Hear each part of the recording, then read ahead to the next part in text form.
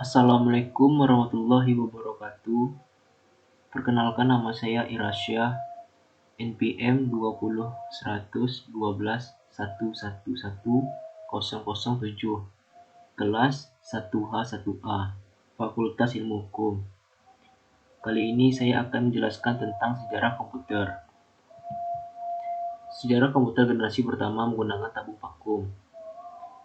Tahun 1946 ialah tahun dibuatnya komputer generasi pertama dengan menggunakan tabung vakum sebagai komponen dasar pembuatannya. Tabung yang sebagai komponen dasar ini memang dikenal tidak efisien di beberapa aspek, sebab komponen tersebut cepat sekali panas ketika dipakai. Selain itu, komponen ini memerlukan daya listrik sangat besar dalam pengoperasiannya. Electronic Numerical Integrator and Computer, atau disingkat ENIAC, adalah salah satu contoh komputer generasi yang pertama. Sejarah komputer generasi pertama ini menjadi digital elektronik yang dipakai untuk kebutuhan paling umum. Program ENIAC ini sudah dirancang pada tahun 1942, namun dimulai baru tahun 1943 dan selesai pada tahun 1946. Bentuk program ENIAC memiliki ukuran sangat besar. Pada peletak program ini saja memerlukan ruas seluas 500 M2. ENIAC ini juga menggunakan 75.000 relay dan saklar 18.000 tabung, 70.000 resistor, dan 10.000 kapasitor. Saat memulai pengoperasian ENIAC membutuhkan daya listrik yang sangat besar, yaitu sekitar 140 kW. Untuk bahasa yang digunakan pada komputer generasi pertama ini adalah bahasa mesin. Bahasa ini menjadi bahasa pemrograman yang sangat dasar, dan bahasa ini hanya dimengerti oleh komputer. Ciri-ciri komputer generasi pertama: memiliki hardware ukuran yang jauh lebih besar serta memerlukan ruang yang luas. Interior desain sistem operasi dibuat secara spesifik dan hanya dapat melakukan tugas tertentu.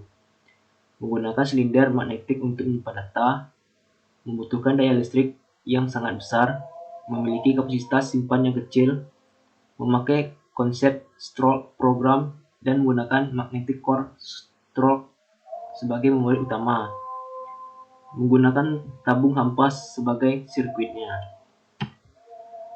Sejarah komputer generasi kedua atau transistor. Tahun 1959, komponen untuk merancang komputer ialah teknologi transistor. Tabung vakum yang berfungsi sebagai komponen dasar di komputer generasi pertama telah tergantikan dengan teknologi transistor. Komponen ini dinilai jauh lebih efisien jika dibandingkan tabung vakum. Sejarah komputer dan perkembangannya dengan menggunakan dasar transistor mempunyai ukuran lebih kecil dibandingkan tabung vakum. Daya listrik yang diperlukan lebih kecil untuk pengoperasiannya. Biaya pembuatan komputer generasi kedua juga jauh lebih terjangkau dibanding menggunakan tabung vakum di generasi pertama. Untuk bahasa pemrograman juga telah dikembangkan. Jika pada generasi pertama menggunakan bahasa mesin, untuk generasi kedua diganti menggunakan bahasa assembly atau bahasa simbolik. Dengan menggunakan bahasa pemrograman tersebut, programmer dapat memberi instruksi dengan kata-kata. Mesin yang pertama kali menggunakan teknologi ini ialah superkomputer. IBM juga telah membuat superkomputer dengan nama Spirley, Ren, and Spirreps, serta menjadi komputer dengan nama Lerche. Komputer ini dikembangkan di laboratorium menggunakan energi atom.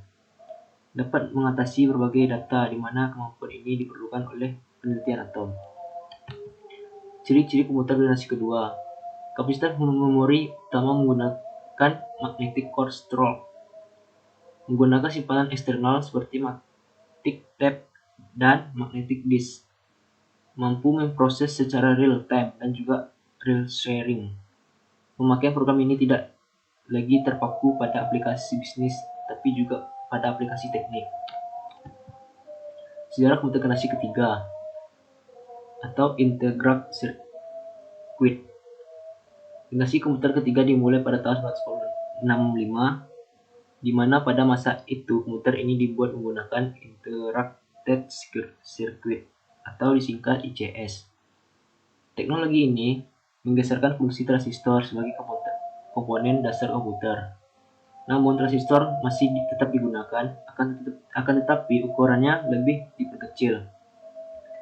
Beberapa transistor yang berukuran kecil tersebut dimasukkan di IC bersama dengan resistor dan kapasitor.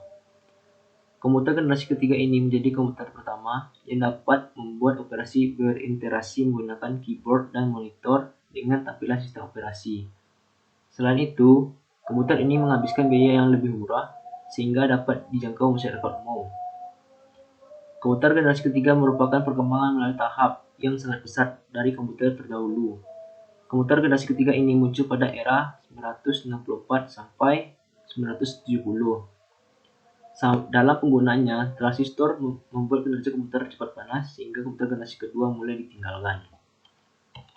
Ciri-ciri komputer generasi ketiga: listrik yang digunakan lebih hemat, software akan lebih meningkat, memori memiliki kapasitas yang lebih besar, kecepatan menggunakan isi sehingga kinerja komputer lebih cepat. Komputer sudah dapat melakukan multiprocessing. Komputer sudah memakai visual display dan dapat mengeluarkan suara. Menggunakan penyimpanan luar seperti disket magnetik, mampu melakukan komunikasi dengan komputer lain. Komputer generasi keempat, mikroprosesor.